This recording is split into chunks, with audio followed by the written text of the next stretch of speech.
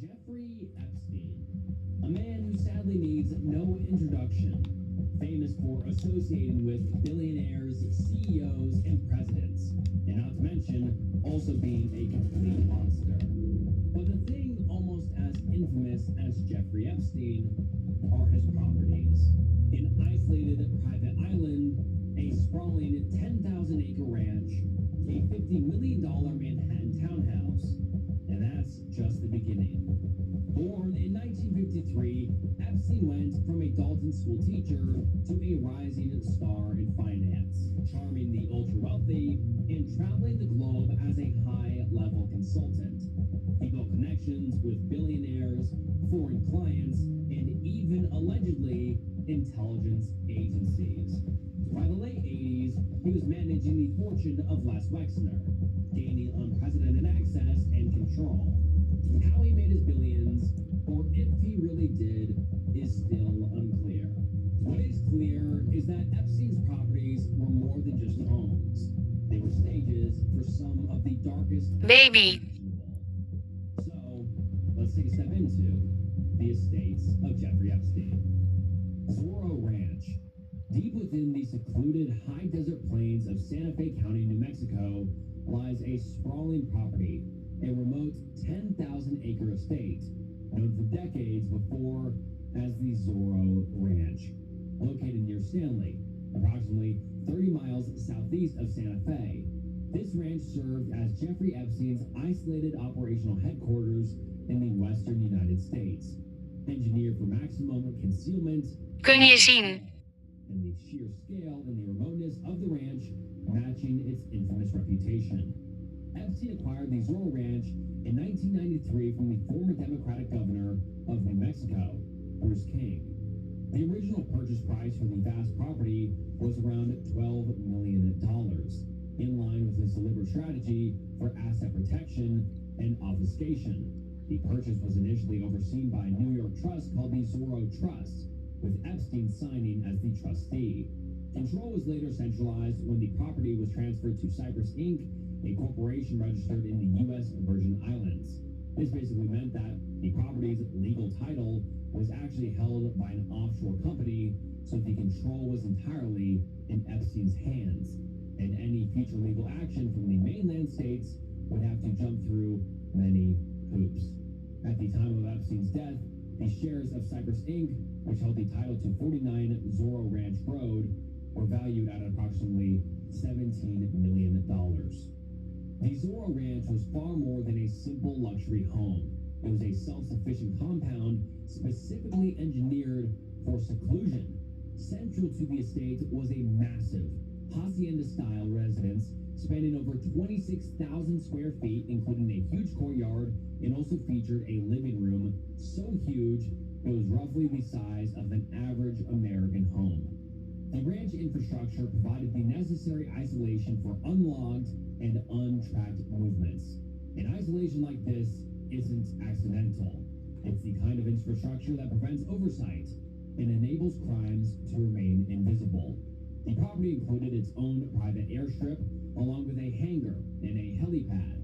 Separate auxiliary structures ensured the compound could function autonomously, encompassing guest houses, offices, a log cabin, and even a fire station, along with a 7-bay heated garage. Although Epstein was never officially charged with crimes in the state of New Mexico, Vind mij. he became inextricably linked to the network of the state's Attorney General's office confirmed in 2019 that it was investigating allegations and had interviewed possible victims who had visited the ranch south of Santa Fe. Virginia Jeffrey, a key witness against the broader criminal network, claimed that she experienced there from Epstein and his associates. Local reporting also raised questions about how the property operated day to day. The ranch was managed by a couple from New Zealand, Karen and Bryce Gordon, and former employees and local accountants alleged that large parties were hosted on the property several times a year, and that the women were recruited to attend. These claims were never tested in court, but they contributed to the ranch's growing reputation as more than a private residence. A number of prominent individuals were also reported to have visited the isolated property. Former New Mexico Governor Bill Richardson acknowledged knowing Epstein, and Prince Andrew, a close associate of Epstein, was reported to have stayed at the ranch for Omgekocht. several days in 2001. Other reported visitors have been named in various accounts, though the extent of their involvement remains disputed. Most disturbing were revelations regarding Epstein's intentions for the isolated desert facility. He was reported to have planned to deliberately exploit the ranch's remoteness to conduct eugenics experiments. Epstein intended to, quote, seed the human race with his DNA by impregnating women at his New Mexico ranch. He explicitly planned to use the ranch as a baby ranch. The ranch's isolation was further reinforced by Epstein's control of surrounding land. For decades, his company held grazing leases on roughly 1,200 acres of adjacent New Mexico State Trust land, effectively buffering the estate from public access. After Epstein's death in 2019, the New Mexico State Land Office launched an investigation into those leases. State Land Commissioner Stephanie Garcia Richard ordered staff to review hundreds of pages of documents, citing concerns that the land had been used to shield the property rather than for legitimate agricultural purposes. In a subsequent cancellation notice sent to Cypress Inc., Commissioner Richard cited three main violations: the obstruction of staff seeking access to inspect the state trust land, a written misrepresentation by Cypress Inc. on lease compliance, and the conclusion that they may have obtained the leases through illegitimate means for purposes other than ranching or agriculture. The commissioner publicly asserted that it was no doubt used to protect the privacy of Epstein Misschien. conspirators. In the end, they terminated the leases, and the commissioner proposed converting parts of the state land into a recreational area or installing a memorial to survivors of assault and other related. Jennifer. There was another small legal complication. A Florida-based nonprofit church called Love and Bliss filed a deed claiming to have purchased parts of the land for just $200. Daniel Weiner, attorney for the Epstein estate, noted that this group was the same one that had previously filed a fraudulent deed concerning his Florida estate. After remaining largely unused following Epstein's death, the Zorro Ranch was listed Wij niet allemaal. to liquidate the estate's assets to pay victims and creditors. The ranch was initially listed for $27.5 million, but was later dropped to $18 million. In August of 2023, the property was sold for an undisclosed sum to San Rafael Ranch LLC, who immediately renamed it to Rancho de San Rafael. The proceeds from the sale were directed towards managing the estate and paying off creditors. Recently, in late 2025, New Mexico legislators proposed the creation of a $2.5 million truth commission to probe activity at the Zorro Ranch and determine what they actually know, and are seeking state house approval in January. This was driven by a determination among lawmakers like Democratic State Representative Andrea Romer that there's no complete record of what occurred, and that the state must ensure that trafficking crimes essentially Engel. never happens again. The state attorney general Raul Torres already initiated an investigation into financial businesses used by Epstein, reaching agreements with two banks to dedicate $17 million towards preventing human. And what I think is super crazy is that you can just find the ranch on Realtor.com and scroll through all the pictures, and knowing what happened there is just so creepy, and seeing the inside it's just such a unique vibe. Like it's unexplainable, but you can just tell that something evil happened here, and you can see the big circle or the crosshairs in this garden area. I mean, it is just a very eerie place. I mean, obviously an insane property, but just look how isolated it is and in the middle of nowhere. And just imagine being a victim here and looking out and realizing you're in the middle of nowhere and there's no escape for you. I mean, a very Gevangen. terrifying thought. Epstein's Manhattan townhouse. In the heart of Manhattan's Upper East Side stands the Herbert N. Strauss House. a limestone monument that once served as the urban command center for Jeffrey Epstein's global operation. This 9-story townhouse, situated between 5th and Madison Avenues, is regarded as one of the largest private residences in the entire city. Horace Trumbauer, a famous American architect who designed much of Duke University's campus, also designed this house and completed it in 1932 for an heir to the Macy's department store fortune. The Strauss family, however, never lived there due to the high cost of property taxes. So for decades, the building housed the Birch Wathen School before it was purchased in 1989 for more than $13 million by billionaire Les Wexner, who initiated a massive renovation led by architect Thierry Despont, who was previously an associate architect for the restoration of the Statue of Liberty, and an interior designer for John Stephanidis. Jeffrey Epstein moved into the residence around 1995, though the official legal mechanics of his ownership were intentionally obscured for many years. While Epstein claimed to own the home shortly after moving in, the recorded legal title did not reflect this until December 23, 2011. At the time, the property was formally conveyed from the 9 East 71st Street Corporation to Maple Inc., another shell corporation registered in the U.S. Virgin Islands. Rumors circulated for years that Wexner had sold the estate to his protege for as little as $1 million, though other reports suggested a transfer value of $20 million. Again, as it was held by an offshore company, legal action from the mainland government would be severely hindered. To those few invited past its massive 15-foot high oak doors, the interior was described as a high-walled, imperious private Xanadu that seemed to have no boundaries. The entrance hall was famously decorated with rows of individually framed prosthetic eyeballs, which Epstein told guests were manufactured in England for injured soldiers. Beside these sat a twice life-size sculpture of a naked African warrior. Guests were frequently invited to tea in the leather room, which featured cordovan-colored fabric walls and leopard print chairs. Epstein's massive office spanned the entire width of the house and was furnished with a gilded desk that once belonged to J.P. Morgan, the famous Wall Street banker. Atop a Steinway grand piano sat a stuffed black poodle, which Epstein used to prompt visitors to think about, quote, what it means to stuff a dog. And that is just so odd. And perhaps most disturbingly, he had a copy of Marquise de Sade's Justine, a novel that describes a suffered girl. And between the dog, to the book, to the eyeballs, to the African warrior, I mean, he had a very unique Spoedig. decorations.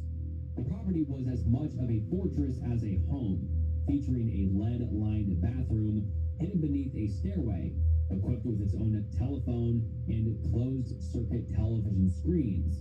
Outside, the building had an extravagant heated sidewalk, so they wouldn't have to suffer stepping in snow. The total living space was approximately 51,000 Druppelen. significantly larger than any of the neighbors. The 2008 property tax bill for the residence was the 4th highest for a single residence in all of New York City. Despite its architectural beauty, the building was later dubbed the House of Horrors. Why should be obvious. It was owned by Jeffrey Epstein, after all. Zeker.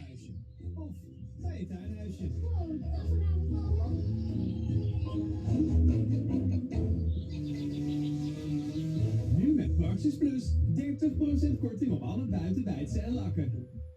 Waarom kopen zoveel mensen een tandpasta die zo duur is? Omdat Bionic Repair tandpasta een tandpasta met 20% hydroxyapatitis die het glazuur aan het oppervlak hecht. Een slecht gebit is veel duurder. Dom. Bionic Repair tandpasta, verkrijgbaar in drogisterijen en Dat is echt online. een domme reclame, ja. Meer Pasen, meer voordeel bij Aldi. Niet deze Pasen van paasklassiekers van Aldi. Dat zijn vervangende Grappig. paasproducten voor droomprijsjes.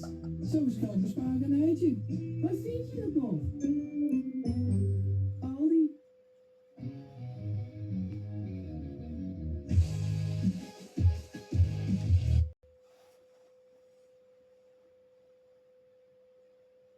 The federal indictment of 2019 explicitly identified the mansion, the New York residence, a primary site for the exploitation of girls from at least 2002 to 2005.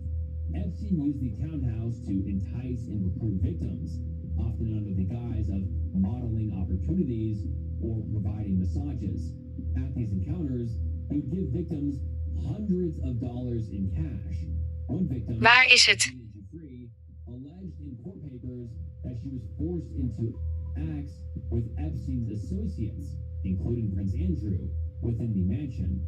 Another lawsuit brought by a Jane Doe alleged that Epstein held parties at the residence as early as 1994, where she was R-worded at the age of just 13. Witnesses claimed that the women at these gatherings often seemed foreign, appeared model-like, and frequently outnumbered the men.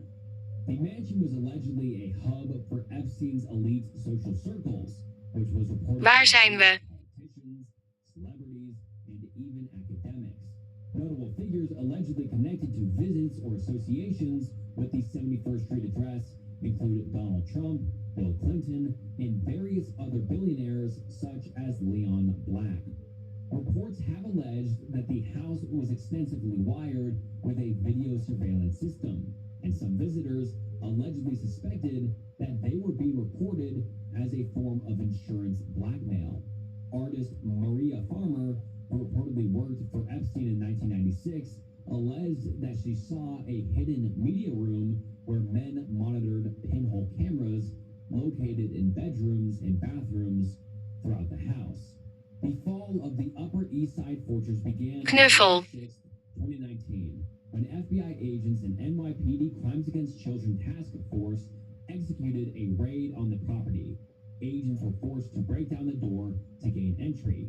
Inside of a locked safe, investigators discovered a trove of evidence, including thousands of suggestive photographs of or partially females, some of whom were allegedly confirmed to be.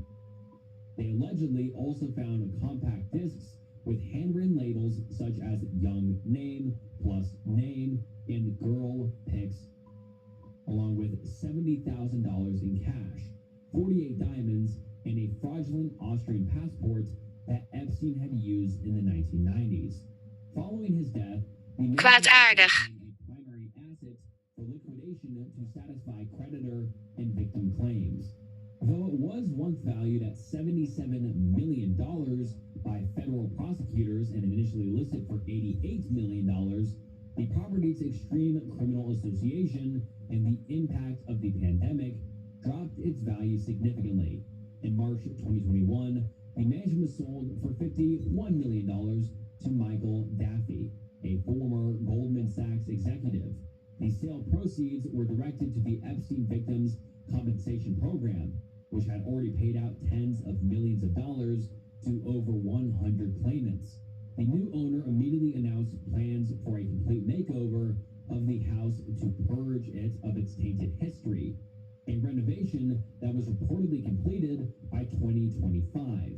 And while the physical structure remains, the sale and subsequent gutting of the interior represented the final dissolution of Epstein's most visible seat of power in New York. Little St. James.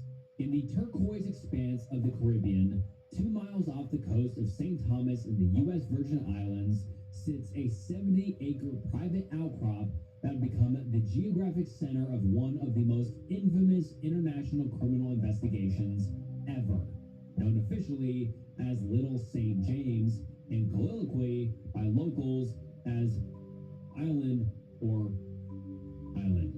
And I'm sorry I had to censor both of those words, but it's safe to say that this island was not associated with anything good. And this secluded paradise, quote, paradise, served as the primary residence and operational headquarters from 1998 until his death in 2019. And to the outside world, it appeared as a regular ultra-luxury retreat for the ultra-wealthy. But the island itself was meticulously engineered for Epstein's sadistic purposes. Verbrand. The creation of Little St. St. James into a private fortress began in April 1998. Epstein purchased the island from venture capitalist Arch Kuhlman for a reported $8 million. However, the island was not held in his name. Instead, the legal title Hij kan niet blijven. U.S. Virgin Islands Corporation he controlled, Nautilus Inc. In the probate petition he filed after his death, the 10,000 shares of the corporation were valued at a staggering $63 million. This strategy extended to the nearby Great St. James Island, which he also owned. That was owned by yet another entity, Poplar Inc., and was valued at $22 million. This was obviously deliberate. By establishing all of these corporations in the Virgin Islands, Epstein leveraged the territory's status as a tax haven that still remained in the U.S. banking system. This allowed his companies to pay an effective tax rate of just 4%, saving him an estimated $300 million over 2 decades. Zus. Again, legal action would be very complicated as they would have to go through the Virgin Islands court system. I mean, this was all obviously on purpose. Epstein didn't just live on Little St. James. He engineered it to be a self-contained, sovereign mini-country. He commissioned Edward Tuttle, the architect behind renowned hotels all over the world, Ik ben eeuwig. to design and renovate the main residential compound. The resulting estate was massive, requiring a full-time staff of 70 people by 2008. The compound had an array of ultra-luxury amenities, including a helipad and private dock to facilitate the unlocked movement of his private fleet, 4 luxury guest villas, and 2 swimming pools, a dedicated gas station, and high-capacity water filtration. Waarom ben ik hier? And a stone-walled cabana with a distinctive turquoise ceiling, Epstein's personal residence. In 2005, he even went so far as to hire the Virgin Islands Water and Power Authority to install a combination power and fiber optic cable running underwater from St. Thomas. This provided the island with high-speed data and its own electric connection, removing the need for noisy generators and further insulating his communications from local eavesdropping. The most famous and scrutinized structure on the island is, of course, the Bevredigend. box-like building located at the southwest point, often referred to as the Temple, surrounded by an expansive pavilion with mosaics painted in red on a white background. The building's purpose has been a subject of intense speculation. Originally, the structure was topped with a golden dome and statues of bird-like figures, though the dome was reportedly blown away during Hurricane Maria in 2017. The physical structure as built deviated significantly from the plans submitted to the government. While architects initially applied for a music pavilion or a container for a grand piano, the finished building was a much taller cube constructed with new materials. Patrick Barron, a piano tuner who visited the site twice in 2012, described a surreal interior. He found a single, large room with wooden floors and an oriental rug, containing a dark wood desk 10 feet long and floor-to-ceiling bookcases. Most oddly, Barron noted that there was a portrait of Epstein and the Pope hanging on the wall above a small black grand piano. The building also featured a false wooden door painted onto the exterior, hinting at hidden rooms.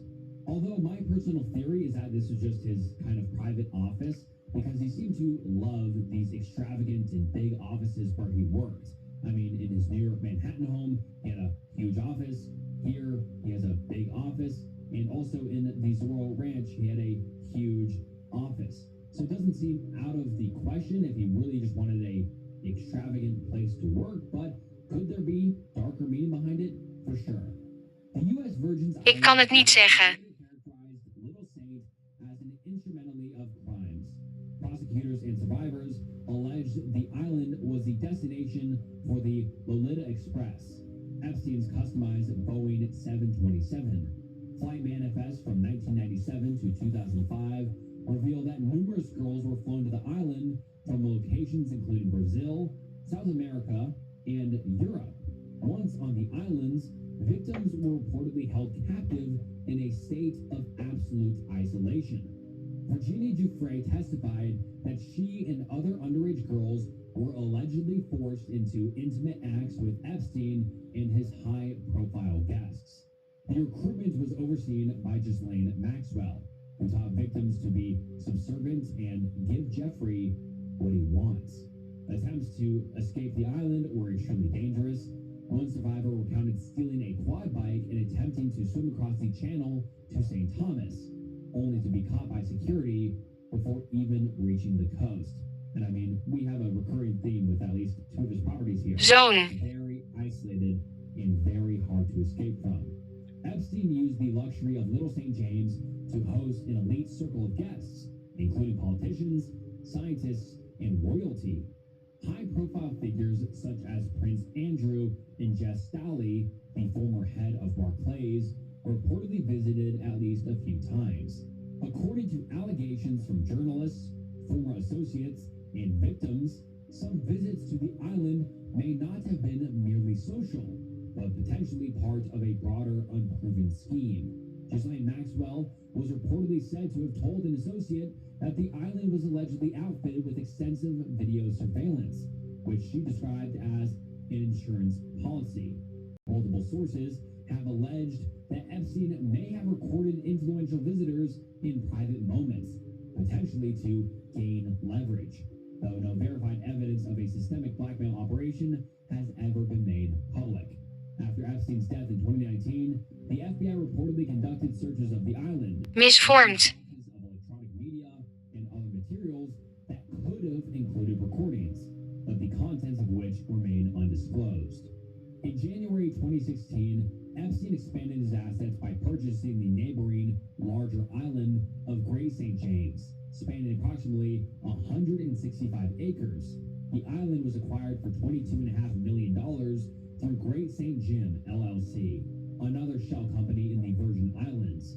Epstein used a lot of deception to hide his involvement in this purchase, including making another individual the ultimate beneficial owner, against their will to bypass local opposition. Islanders had previously begged the former owner not to sell to Epstein due to his criminal history. Investigations suggest that this purchase was a strategic effort to shield his activities on Little St. James from view by controlling the surrounding perimeter and blocking public access to the Christmas Cove, a popular attraction. Just 2 days before his S-word, Epstein signed a new will that transferred his entire estate into the 1953 trust. This was widely viewed by legal experts as a final attempt to hide the identity of his beneficiaries from his victims and creditors. However, the obvious sham transaction was defeated in court. Under a $105 million settlement reached with the Virgin Islands government, Zeker. proceeds from the sale were marked to fund support services and counseling for survivors of human and Neem de tijd om blijvende herinneringen te maken. Weber, forever.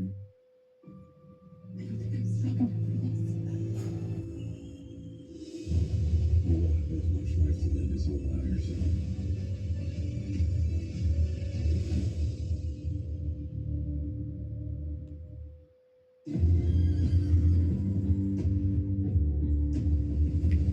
Verberg je nu. Ik gebruik de Freestyle Libre 3 van Abbott. Een hele fijne chip die ook live de micro's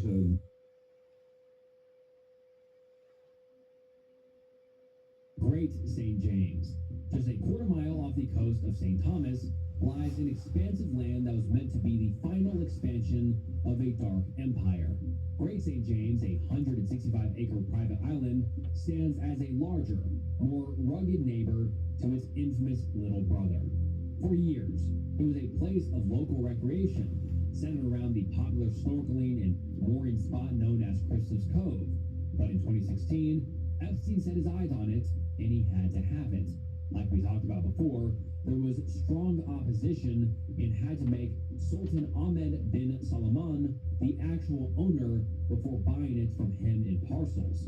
One of his first moves after the purchase was to shut down Christmas Cove, effectively ending the public's ability to anchor near his primary base. Once in control, Epstein development plans for Great St. James were as extravagant as they were confusing.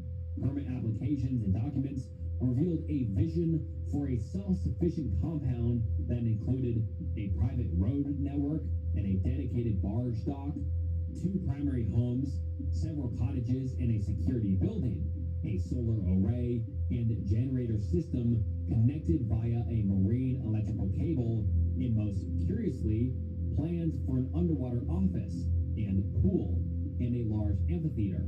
And the plans for the underwater office kind of gives more credit to my earlier theory. I feel like Epstein just loved his extravagant offices for whatever reason. But despite these grand ambitions, by the time of his death in 2019, Epstein had not completed any major construction on the island. Instead, it became a battlefield for a variety Ik herinner me je. of environmental and regulatory disputes. Epstein repeatedly had conflicts with the Virgin Islands Department of Planning and Natural Resources, and within 3 months of the purchase, construction activity was detected, leading to a series of legal clashes. First, permit violations. Epstein was ordered a cease and desist after clearing land without a permit and was initially fined $280,000, later reduced to $70,000. His activities drew the attention of the United States Environmental Protection Agency, who visited the island to assess damage to the protected areas. Concerns were raised about the habitat of the Virgin Islands, native tree boa, and the health of endangered corals near the shoreline. On December 21st, 2018, Ik hou je in de gaten. issued a stop work order, but Epstein was later accused of expanding a driveway and failing to remove an unpermitted beach Maak een geluid. in direct violation of that order.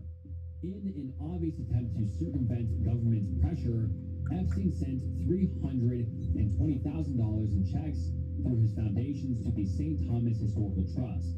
However, the trust president later stated that the donations were part of a misunderstood or fraudulent agreement. And of August 2019, Het is koud. the trust was awaiting the results of an FBI investigation into the funds. In May 2023, both islands were sold for $60 million to billionaire financier Stefan Dekoff, a steep 52% discount from the original asking price. Dekoff has since announced plans to transform the site into a world-class resort. Epstein's Palm Beach mansion, a 14,000 square foot Wassen. 6-bedroom house in Palm Beach, Florida, was one of Epstein's first ever properties, which he bought in 1990, one of his cheapest properties of the bunch, yet still insanely expensive, at around $2.5 million. This house was the home to a majority of the horrors that took place across his properties, where several told investigators that they were being assaulted at the Palm Beach mansion, along with his homes in New York, Mexico, and the islands. But this property was where Epstein would approach local college students, asking them if they wanted to work at his home, answering the phones. The Palm Beach mansion was tied to several allegations of Zoet. with several victim statements alleging that they were brought to Epstein's home in Palm Beach, Florida, while repeatedly returning to the property time and time again. Teenagers were paid and with several assaults and exploitations taking place at the property. The investigation that took place at the property resulted in Epstein's 2008 plea and sentencing proceedings in Palm Beach County Court. Eventually, when Epstein died in federal custody, the lot went for sale and was sold for an insane $18.5 million in March 2021. A month after, it was demolished completely, with the lot being sold for $25.8 million. The address was also changed so that all traces of Jeffrey Epstein finally were removed from the property completely. Paris apartment. In the heart of Paris, Mislukt. a exclusive residential district lies a limestone monument to power and secrecy. Situated near the Arc de Triomphe, this address hosted Jeffrey Epstein's principal European base, an expansive luxury complex that functioned as a transatlantic node of his global network. While the exterior exuded traditional Parisian elegance, the interior and the legal structure of the holding were engineered to create a shadowy world for Epstein. As usual, when Epstein acquired the property in 2002, it was not held in his personal name. Instead, the legal title was controlled by 999 shares of SCI JEP, a standard French property holding company designed for the management of real estate. The apartment was not a single flat, but a sprawling collection of 7 distinct units within the same building. According to a 2019 Hate. probate filed in the Virgin Islands, the complex comprised 3 units on the 2nd floor, 2 on the 5th, and 2 in the cellars. The combined living area was approximately 9,000 square feet, though some say it is closer to 7,000. Nevertheless, this massive footprint in one of the world's most expensive real estate markets established Epstein as a permanent fixture in the moneyed world of Paris. To the few who saw its inner workings, the apartment was characterized as a site for both elite social networking and alleged criminal conduct. Epstein's Franco-Brazilian butler testified to French investigators that the residence contained a specially built massage room and that a great many women visited this room, although he noted that he was unable to determine if they were at the time. He also specifically mentioned high-profile figures as visitors to the Parisian pad. The residence provided the necessary privacy for Epstein to host these individuals while maintaining a low public profile, as he notoriously avoided eating in public restaurants, comparing the experience to, quote, eating on the subway.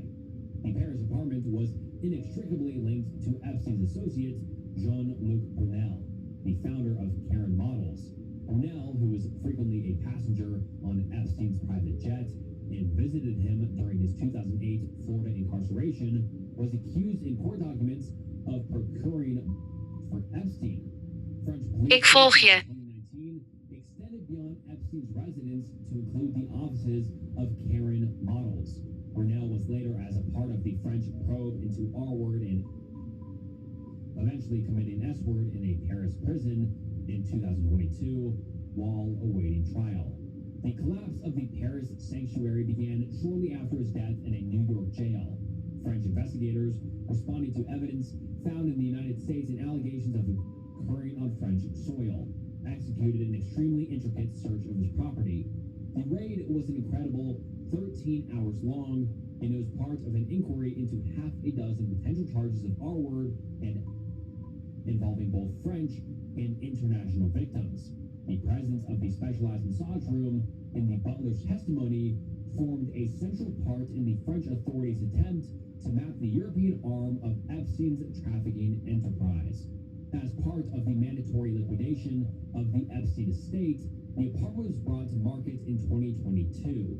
Originally listed for approximately $12 million. It was sold for just $10.4 million to Bulgarian plastics tycoon Georgy Tushebev.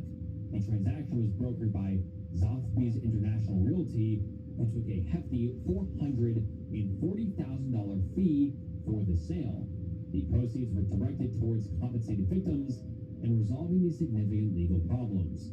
The sale of the multi-unit complex on Avenue Fall marked the end of Epstein's physical presence in Europe. And all right, guys, that wraps up the estates of Jeffrey Soms. Epstein. This video was different than usual. What do you think about it? I thought it was super interesting. I think the estates of Jeffrey Epstein is super interesting, and we only usually hear about the island. So I really wanted to explore the ranch, the Paris apartment, and the other homes that aren't as often talked about, but equally as terrifying. So, Hulp. let me know what you thought about this video. Would you like to see more Jeffrey Epstein related content in the future? And yeah, just comment down below your thoughts, because I think the Jeffrey Epstein rabbit hole is basically endless, and there is so much to expose and bring to light. Please like the video, subscribe to the channel, follow me on Spotify, follow me on Instagram, all that stuff, and check out some other videos on the channel. Thank you so much for watching, and this was Snook, and I'll see you next time.